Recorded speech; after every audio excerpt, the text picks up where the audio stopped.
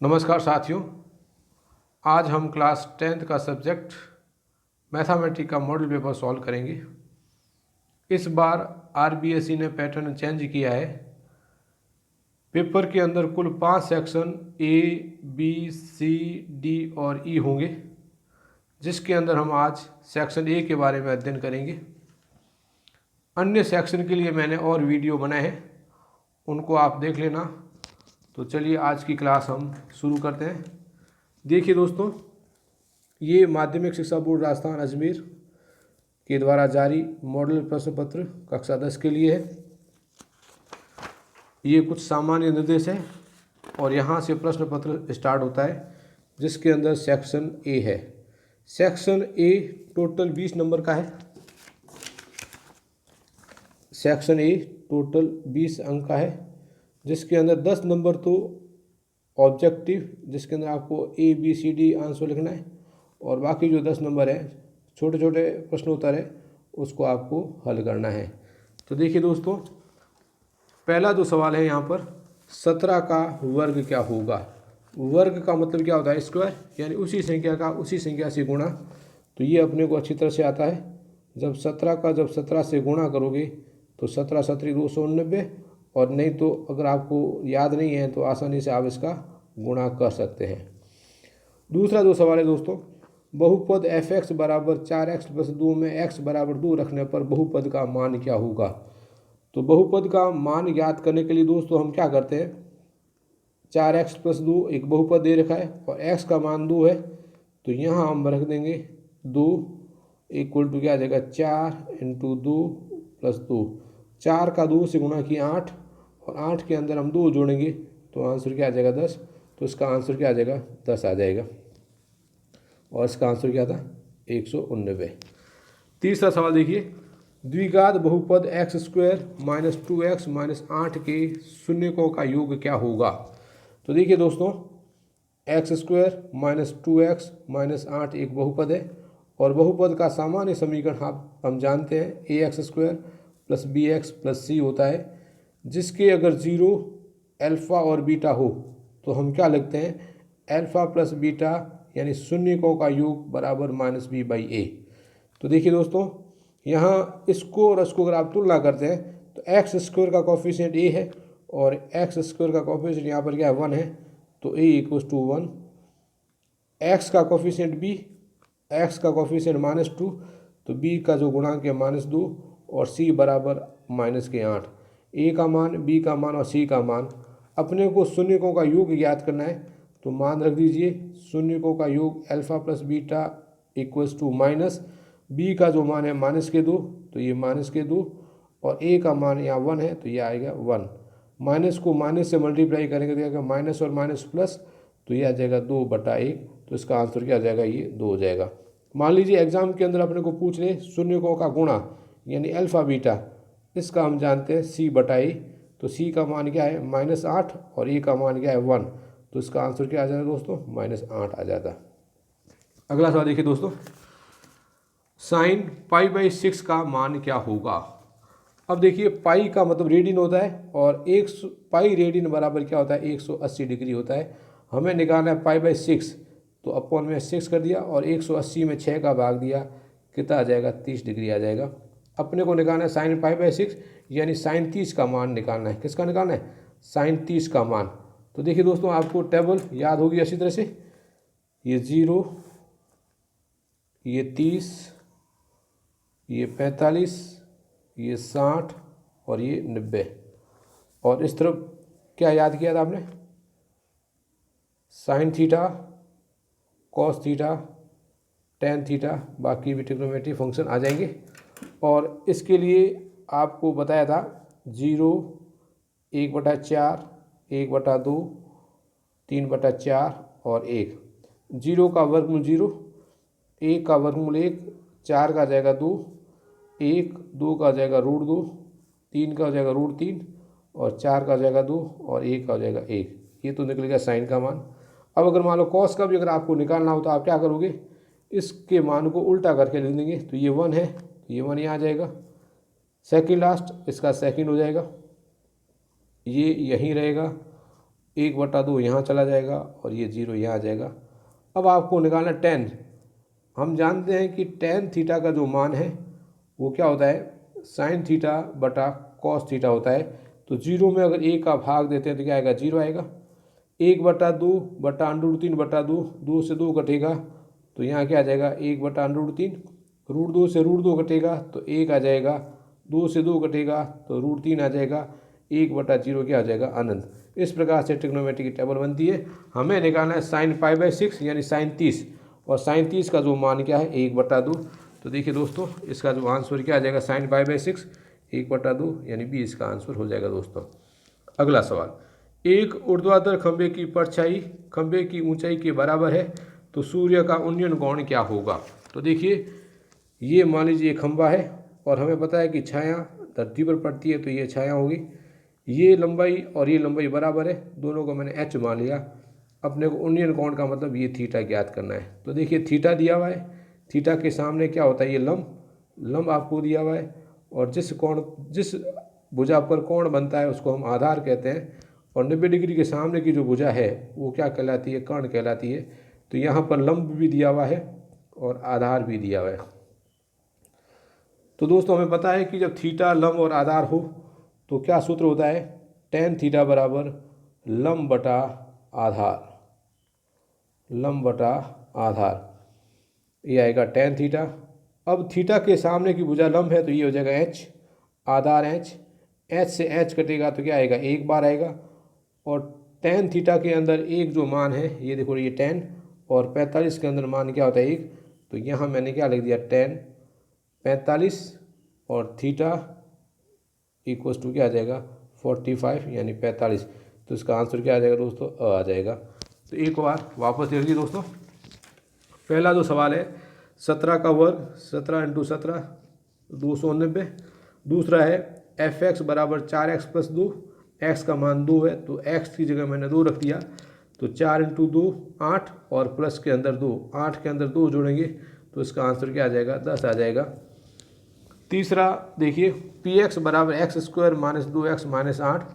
हम जानते हैं कि अगर द्विघात बहुपद ax² + bx + c हो और इसके शून्यक अल्फा व बीटा है तो शून्यकों का योग या sum of zeros equals to alpha plus beta equals to -b/a।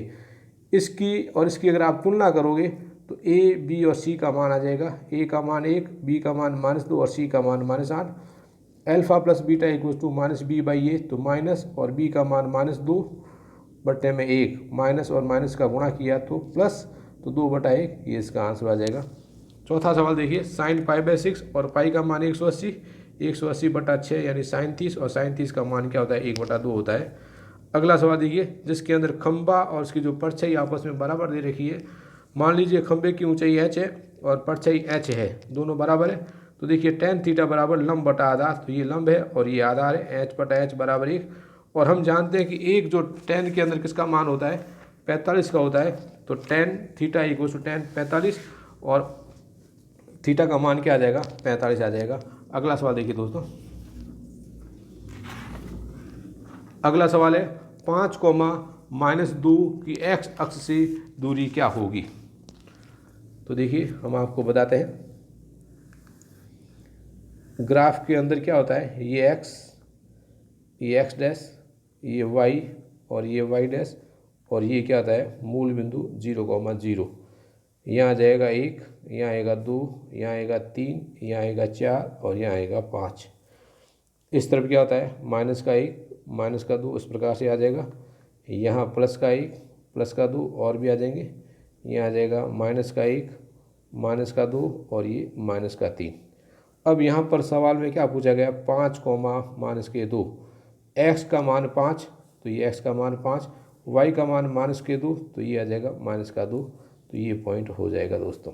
अब देखिए, यहाँ पर हम इसको अगर आप ज्वाइन कर लेते हैं तो यहाँ पर क्या बनेगा, ये बनेगा पॉइंट, ये आ जाएगा 5, -2। यहाँ से यहाँ तक 5, तो ये भी 5, यहाँ से यहाँ तक 2, तो ये 2 और ये क्या आ जाएगा, 2। अब सवाल क्या कह रहा है, 5, -2 की x अक्ष से दूरी। तो x अक्ष कौन सा, ये है, और ये 5, -2 है, तो ये दूरी कौन सी है, 2। तो इसका आंसर क्या आ जाएगा, ये आ जाएगा। इसी प्रकार से अगर मान लीजिए पूछे, इसी सवाल के अंदर पूछ ले वाई अक्ष से दूरी क्या होगी, तो ये रहा वाई अक्ष, और इससे दूरी कौन सी हो, ये होगी, तो इसका आंसर क्या हो जाएगा 5। अगर पूछे तो आपको आंसर वो लिखना है। अगला सवाल, आकृति में डी समांतर बी सी, ए डी बराबर ये, बी डी बराबर ये, ए ई बराबर 5 और ई सी का मान क्या होगा, ये हमें ज्ञात करना है। तो देखिए दोस्तों, मैं यहाँ पर एक ट्रायंगल बनाता हूँ, ये आ जाएगा ट्रायंगल, ये रहा ए, ये रहा बी, ये रहा सी, और यहाँ मैंने क्या कर दिया डी और ई। वापस सवाल को पढ़ते हैं। डी समांतर बी सी, तो ये इसके समांतर दे रखिए। ए डी का मान 4, तो ये आ जाएगा 4। बी डी का मान 6, तो बी डी का मान 6। ए ई का मान 5, ए ई का मान 5। ई सी का मान ज्ञात करना है, तो इसको मैंने क्या कर दिया एक्स कर दिया। अब आपको पता है आधारभूत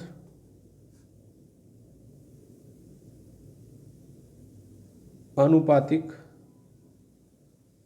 प्रमेय से जब दो रेखाएं त्रिभुज के अंदर आपस में ये समांतर हो तो उनका जो अनुपात है वो बराबर होता है ए डी बटा डी बी बराबर में क्या आ जाएगा ए ई बटा ए सी। ए से डी तक की दूरी 4, तो ये आएगा 4/6 बराबर यहाँ से यहाँ तक दूरी कितनी है 5, तो ये आएगा 5 और बटे में क्या आ जाएगा x।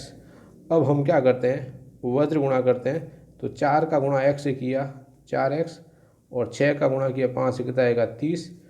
x बराबर 30/4, 2 से काटेंगे आधा आधा हो जाएगा, 15 में 2 का भाग देंगे तो क्या आ जाएगा 7.5 आएगा। तो इसका आंसर क्या आ जाएगा सी यानी 7.5 दोस्तों। अगला सवाल देखिए, 3 सरेखीय बिंदुओं से गुजरने वाले वृत्तों की संख्या ज्ञात कीजिए। तो देखिए मान लीजिए मैंने एक सर्कल बनाया,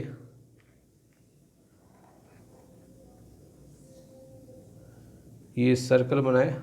अब आपको 3 बिंदु लेने हैं, तो देखिए एक बिंदु ये, दूसरा बिंदु ये और तीसरा बिंदु। तो क्या ये सरेख है? नहीं है। अगर सरेख बिंदु कौन कौन से होंगे, या ये हो सकते हैं 1, 2 और 3। तो इससे गुजरने वाला वृत्त एक भी नहीं होगा, क्योंकि अगर वृत्त अगर अपन ऐसे गुजारेंगे तो ये बिंदु रह जाएगा, तो यहाँ से तो गुजरेगा नहीं। अगर सवाल के अंदर 3 असरेख बिंदु अगर दे रखे होते तो इसका आंसर क्या हो जाता, 1 हो जाता। लेकिन यहाँ पर सरेख दिया गया है तो एक भी वृत्त नहीं गुजरेगा, तो इसका आंसर क्या आएगा 0 यानी 0 इसका आंसर होगा दोस्तों। तो इसका आंसर कौन जाएगा, ये 0 ये 0। अगला सवाल है, गोले का व्यास 6 सेंटीमीटर है तो गोले का आयतन क्या होगा। अब देखिए हमें दिया गया है गोले का व्यास, तो ये आ जाएगा व्यास बराबर 6 सेंटीमीटर। इसकी त्रिज्या क्या होगी 6 की आधी, तो 6 में 2 का भाग दिया तो ये कितना आ जाएगा 3 सेंटीमीटर। और त्रिज्या को हम किसके द्वारा, आर के द्वारा, तो आर आपको 3। अब गोले का आयतन, तो गोले का आयतन क्या होता है 4/3 पाई आर क्यूब। 4/3 पाई की जगह पाई रहने देते क्योंकि यहाँ पर आंसर अपने को पाई में दिया हुआ है, तो यहाँ लिख देंगे 4/3 पाई आर क्यूब। तो 3 गुणा 3 गुणा और 3, 3 से 3 कटेगा, 3 का गुणा किया 3 से 9, 9 का 4 से किया 36, तो आंसर क्या आ जाएगा 36 पाई घन सेंटीमीटर। तो ये इसका आंसर क्या आ जाएगा सी हो जाएगा दोस्तों। एक बार वापस लिख लीजिए। पहला सवाल यहाँ पर क्या था 5, -2 की x अक्ष से दूरी, तो 5, -2 की x अक्ष से दूरी distance of the point 5, -2 from x axis will be. तो x है तो इसका उल्टा यानी y, ये y कोऑर्डिनेट इसका आंसर हो जाएगा 2। और दूरी हमेशा धनात्मक होती है इसलिए माइनस नहीं लेते हैं। अगला सवाल देखिए, आकृति में ये और ये आपको समांतर दे रखी है, ये 3 मान दिए गए, चौथा आपको याद करना है। तो आधारभूत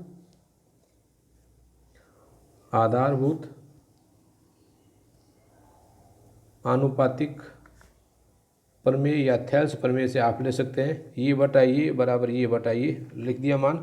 वज्र गुणा किया 4x बराबर 30, x बराबर 30/4 और 30 को 4 से काटोगे तो इसका आंसर क्या आएगा 7.5। 3 सरेखीय बिंदुओं से गुजरने वाले वृत्तों की संख्या, number of circle which passes through 3 collinear point equals to 0, ये मैंने आपको बता दिया। गोले का व्यास 6 सेंटीमीटर है, उसका आयतन ज्ञात कीजिए। तो diameter of a sphere equal to 6, then find the volume of. तो डायमीटर डी इक्वल्स टू 6, तो then R equals to 6/2 equals to 3 centimetre. Volume का सूत्र होता है 4/3 pi R cube, 4/3 pi R की जगह 3 और 3 कर दिया, 3 से 3 को काट देंगे तो 3 का 3 से गुणा किया 9 और 9 का 4 से किया 36 पाई सेंटीमीटर क्यूब या 36 पाई घन सेंटीमीटर इसका आंसर है। अब आपको माध्यक की ज्ञात करना है। तो माध्यक के अंदर अपन दोस्तों क्या ज्ञात करते हैं, जो संख्याएं हमें दे रखी होती है उसको या तो आरोही क्रम के अंदर, आरोही का मतलब बढ़ते क्रम के अंदर, तो बढ़ते क्रम का मतलब संख्या हमारे पास कौन सी 1, 3, 2, 5 और 9 है। तो सबसे छोटी संख्या 1, उसके बाद 2, उसके बाद 3, उसके बाद 5, उसके बाद 9। अब आपको क्या करना है, दोनों तरफ से अंडरलाइन कर लेना। जैसे यहाँ से ये गया, ये गया, ये गया, तो आपके पास क्या बचेगा 3। तो उसका माध्यक आंसर क्या आ जाएगा 3 आ जाएगा दोस्तों। अगला सवाल देखिए, सूत्र निखिलम का प्रयोग कर 105 का वर्ग ज्ञात कीजिए। तो यहाँ पर वेदी गणित का एक प्रश्न है और कौन सा ये निखिलम। तो निखिलम के अंदर आपने सूत्र क्या पढ़ा था, n + d/d का स्क्वायर। n का मतलब संख्या प्लस d का मतलब विचलन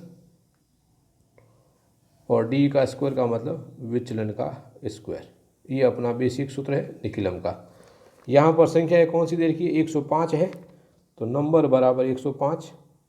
अब 3 अंकों की है तो इसका जो आधार है वो आधार भी 3 अंकों में, तो ये क्या आ जाएगा 1 0 0। अब यहाँ पे आ जाएगा विचलन, और विचलन का जो सूत्र है आप जानते हो, संख्या माइनस आधार, और संख्या है 105 माइनस 100। 105 में से 100 जाएंगे तो क्या रहेंगे 0.5 यानी 5 रहेगा। तो देखिए n का तो मान 105 और d का मान 5 इस सूत्र में रख देते हैं। तो n की जगह 105, तो ये 105 + 0.5 ऑब्लिक 0.5 का स्क्वायर। 105 के अंदर 5 जोड़ेंगे तो 110 और 5 का स्क्वायर क्या हो जाएगा 25। अब यहाँ पर नियम ये होता है कि आधार के अंदर जितने जीरो होते हैं उतने अंक यहाँ पर आता है। तो यहाँ आधार के अंदर 2 जीरो है तो यहाँ पर 2 अंक ही आएंगे। तो ये लिख दिया 25 और ये ऑब्लिक को हटा दिया, तो आंसर क्या आ जाएगा 110 25। तो देखिए दोस्तों, इसका जो आंसर वापस सूत्र निखिलम के द्वारा संख्या प्लस विचलन ऑब्लिक विचलन का स्क्वायर n + d/d का स्क्वायर। संख्या n बराबर 105, आधार 100, विचलन d का मतलब डेविएशन यानी विचलन, और इसका जो सूत्र है वो क्या होता है संख्या माइनस आधार। तो संख्या 105 में से 100 जाएंगे तो 5 रहेंगे। सूत्र n + d/d का स्क्वायर, n का मान 105, d का मान 5, d का स्क्वायर यानी 5 का स्क्वायर, 5 का स्क्वायर 25, 105 और 5 क्या हो जाएगा 110। अब जितने आधार में जीरो है, तो आधार यहाँ पर 100 है, 2 जीरो है तो यहाँ पर 2 अंक ही रहेंगे। तो इसका आंसर क्या आ जाएगा 110 25 आ जाएगा दोस्तों। अगला सवाल क्या है, 12 का घनफल सूत्र निखिलम से ज्ञात कीजिए। तो देखिए दोस्तों, निखिलम का जो सूत्र घन के लिए क्या होता है n + 2d oblique 3d² oblique d का क्यूब होता है। तो यहाँ पर संख्या कौन सी दे रखी है 12। तो n का मतलब यहाँ पर 12 है और d यहाँ पर अगर n अगर 12 है तो आधार यहाँ पर क्या होगा 10 होगा। तो आधार बराबर 10, तो d बराबर क्या आ जाएगा 12 - 10 बराबर में क्या आ जाएगा 2 आ जाएगा। n और d का मान यहाँ रख देते हैं, तो रखते हैं दोस्तों। n की जगह 12 तो ये आ जाएगा 12 + 2, d का मान 2 ऑब्लिक 3, d का मान 2 का स्क्वायर और 2 की पावर 3 दोस्तों। अब 12 + 2 का 2 से किया 4 ऑब्लिक 2 का स्क्वायर 4, 4 का 3 से किया 12 ऑब्लिक 2 की पावर 3 8, 12 और 4 16 ऑब्लिक 12 ऑब्लिक 8। अब इन दोनों सेक्शन के अंदर कितने अंक रहेंगे उसका पता हमें चलेगा कि आधार आपने कौन सा लिया है। तो यहाँ आधार आपने 10 लिया और जीरो कितना है 1 है, तो इन दोनों के अंदर 1 अंक रहेगा। तो यहाँ आएगा 8। अब 12 करेगा 2, उस 1 को यहाँ भेज दोगे तो 16 के अंदर एक कैरी करोगे तो यहाँ क्या आ जाएगा 17, तो इसका आंसर क्या आ जाएगा 1728 आ जाएगा। तो देखिए दोस्तों एक बार वापस, ये सूत्र है निखिलम के द्वारा संख्या प्लस 2 इंटू विचलन ऑब्लिक 3 इंटू विचलन का स्क्वायर ऑब्लिक विचलन का क्यूब। आधार है 12, सॉरी संख्या है यहाँ पर 12, आधार यहाँ पर 10 है, तो विचलन आ जाएगा 12 माइनस 10 बराबर 2। एन और डी का मान इस सूत्र में रख दिया, तो 12 प्लस 2 इंटू 2 ऑब्लिक 3 2 का स्क्वायर ऑब्लिक 2 की पावर 3, 2 की पावर 3 8, 2 का स्क्वायर 4 इंटू 3 12, 2 का 2 से किया 4 और ये आ जाएगा 12, 12 और 4 16, ये 12 और ये क्या आ जाएगा 8। और अभी मैंने आपको बताया कि हर ये बाकी वाले सेकंड और थर्ड कॉलम के अंदर एक एक अंक रहेगा, क्योंकि यहाँ पर आधार के अंदर एक ही शून्य है, तो ये रहेगा 8, यहाँ रहेगा 2 और एक को यहाँ भेज देंगे तो 16 और एक कितना हो जाएगा 17, इसका आंसर हो जाएगा। अगला सवाल है दोस्तों 6, 9, 12, 15 का A7 ज्ञात कीजिए। A7 का मतलब 7वां पद आपको ज्ञात करना है। तो देखिए 6, 9, 12, 15 डैश डैश डैश, तो प्रथम पद A बराबर 6, सार्वंतर दूसरा पद माइनस पहला पद, तो 9 माइनस 6 इक्वल टू 3। तो हमें A7 ज्ञात करना है, तो A7 बराबर क्या आ जाएगा A प्लस 6D, A का मान 6 प्लस 6 और D का मान 3, ये आएगा 6 और 6 का 3 से करोगे तो 18, 18 और 6 कितना आ जाएगा आंसर 24 आ जाएगा दोस्तों। ये देखो आप 6, 9, 12, 15 A7, यहाँ A इक्वल टू 6, D बराबर दूसरा पद माइनस पहला पद 9 माइनस 6 इक्वल टू 3। सूत्र है A7 equal to A plus 6D। अगर मान लीजिए हमें A10 ज्ञात करना होता तो आप क्या लिखते A प्लस 9D, यानी एक कम लिखते हैं, क्योंकि सूत्र इसका क्या होता है AN बराबर A plus N minus 1D इसका सूत्र होता है। हमें 7 ज्ञात करना है, तो 7 से A कम है तो यहाँ पर 6D आ जाएगा। A और D का मान यहाँ से रख दिया, A का मान 6 और D का मान 3, 6 का 3 से किया 18 और 6, 18 में 6 जोड़ेंगे कितना आ जाएगा 24, ये इसका आंसर है दोस्तों। अगला सवाल देखिए, 2 खिलाड़ी राम और श्याम शतरंज खेलते हैं। यह ज्ञात है कि राम द्वारा मैच जीतने की प्रायिकता 4/5 है, तो श्याम के जीतने की प्रायिकता क्या होगी। तो ये जो सवाल है वो किसका दिया आपने को, प्रायिकता का दिया हुआ है। तो देखिए 2 खिलाड़ी हैं, एक तो राम और दूसरा श्याम, और हमें पता है कि टोटल प्रायिकताओं का योग जो है 1 होता है। तो मैं यहाँ पहले P राम यानी राम के जीतने की प्रायिकता और S यानी श्याम के जीतने की प्रायिकता का योग हमेशा क्या होता है 1 होता है।